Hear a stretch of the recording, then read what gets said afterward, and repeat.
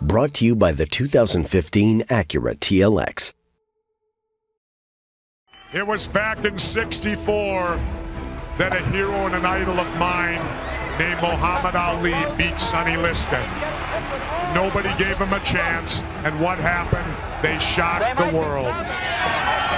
And the American dream lives on in Minnesota because we shocked the world. I shook up the world! I shook up the world! I shook up the world!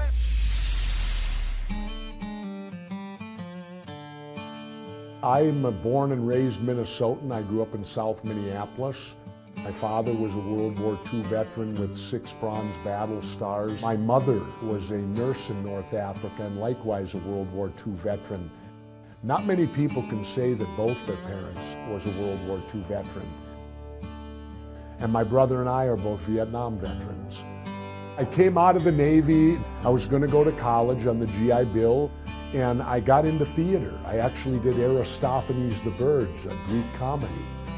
In the college weight room, we all were hooked on a gentleman named superstar Billy Graham. Look at that bronze body. 23 inches around that bicep, I'm told. Graham was the first bodybuilder per se with posing and flashiness. I left with a beat-up Chevy with a dented front fender and $250 to my name. That's all I had in the world. And off I went to become a pro wrestler. Pro wrestling offered me theater, which I really liked, and it offered me athleticism. All right. Jesse, the Body Ventura. I'll get to what Hulk Hogan wants to do with the body, and that is break arms with the strongest arm in wrestling. My. It was ballet with violence. In every election, you get that sort of odd candidate. Let's talk about Jesse the Body and his strive to the top. We hadn't ever had anyone like him. He announced he was running for governor. He had also been the mayor of Brooklyn Park. He wasn't completely without experience. The interesting thing in his election to Brooklyn Park, though, is that he defeated a longtime incumbent. His popularity there just kind of exploded. He really came across as a man of the people. I served 1 term as mayor, could have been reelected easily. One of the more interesting things about Minnesota is that Ross Perot had actually set up a network of, quote-unquote, the Reform Party, which then became the Independence Party in Minnesota. In 1996, Dean Barkley ran for the Senate and got 7% of the vote, which is actually a pretty good showing for a third-party candidate. Dean invited me to walk in the parade with him. I'm walking in the parade with Barkley and the crowd's chanting Jesse. And Barkley leans over to me and goes, "See, the wrong guy's running." It sort of set Jesse Ventura up going into 1998, and he was able to use that reform ticket and use that high percentage of the vote that Barkley got and was able to build on that. Jesse just kind of burst onto the scene. They didn't know whether to take him seriously. Should we just ignore him? His opponents, the Republican Norm Coleman and the Democrat Skip Humphrey, both professional politicians. I was intimidated just slightly when Norm Coleman got up the first time because he was so polished. He was the quintessential perfect candidate you'd want. And then it hit me, wait a minute, you want to be the opposite of him. You want to be rough around the edges, you want to be real.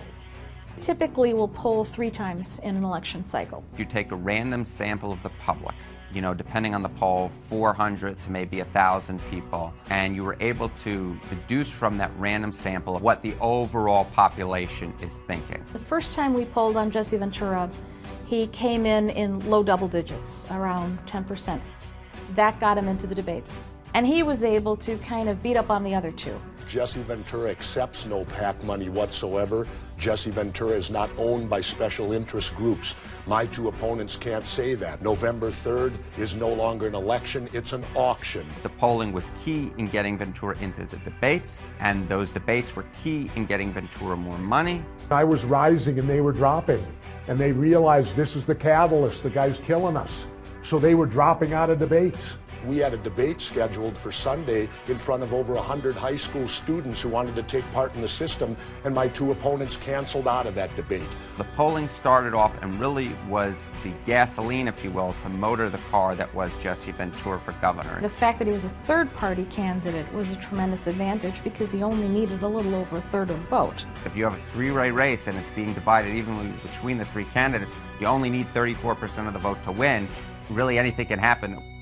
What began as a long-shot third-party spoiler campaign has turned into a serious threat.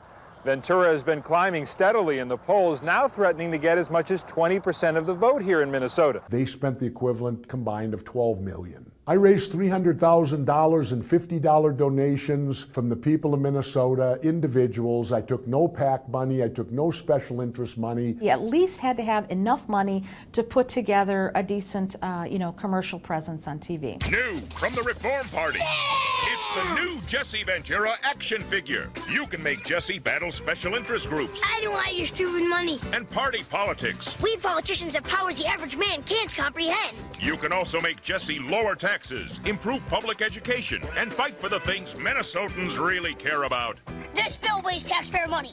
Retract it. Don't waste your vote on politics as usual.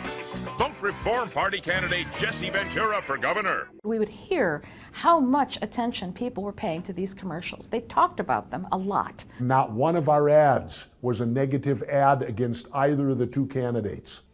The controversial one was the thinker. I was nude, and I spin around. My wife was terrified of it. But you know what won it? Right at the end, as I go full face thinker, I looked in the camera and gave a subtle little wink. And you can't believe how people loved that. He wasn't seen as a politician as usual. And that wasn't just with voters who usually voted. He was able to pump up the amount of people who were voting in that election. And when we did that third poll just before the election, then he had almost pulled even with the other two. But I can honestly say that still no one I knew at that time expected him to actually win. By the weekend before the election, I was at 27 and it was being called a dead heat. That's when I knew we got a shot here. Don't allow a third-party monster to climb, because once you do, it's very difficult to put the genie back in the bottle. His greatest appeal was to people who didn't traditionally vote. The lines to register were longer than the lines to vote. And I knew they weren't coming to register to vote for a Democrat or Republican. Most polls look at registered voters or likely voters. If you only vote once every few election cycles, or if you've maybe never voted, it's very hard for polls to pick you up. That was where he really had his advantage. People were clearly coming out for Ventura because they liked his message that he was delivering. And this will be my first year voting. I can say I'm going to vote for Jesse Ventura. To tell you the truth, I don't know why. I guess I like what he had to say. The Secretary of State predicted a 50% voter turnout. I was polling 27%. It ended up a 60% voter turnout. I went from 27 to 37. That 10%, they could not and did not account for. All of us were just staring at the TV. It was utterly shocking. And in fact, that was his quote. He went up in front of the press and he said, "We shocked the world." And the American dream lives on in Minnesota because we shocked the world.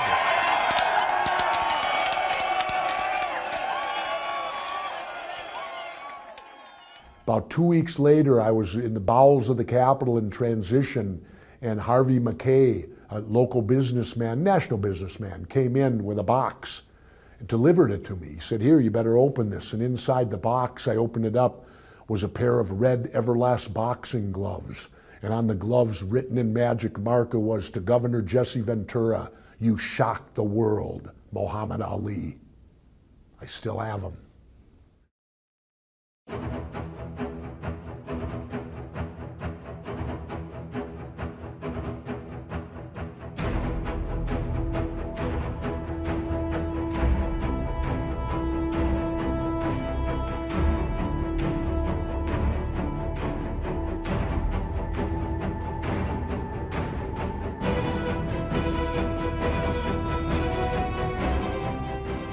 You will not find anything in my governing that will lead to any type of scandal. I'm so proud I put in the first line of light rail. And someday when I'm ready to go in the grave, I will look at a light rail system in the metropolitan area of Minnesota and know that it would not have happened had it not been for me. See, I got elected on ideas, not money.